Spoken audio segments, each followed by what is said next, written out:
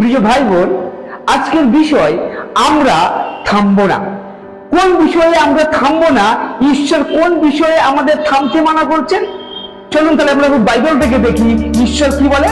সেই গালাতিয়া পুস্তক তার 6 অধ্যায় 9 পদে আমাদের বলছে, আর আইসো আমরা সৎকর্ম করিতে করিতে নিরুৎসাহ না হই, কেননা ক্লান্ত না হইলে যত সময়ে শস্য পাইবে।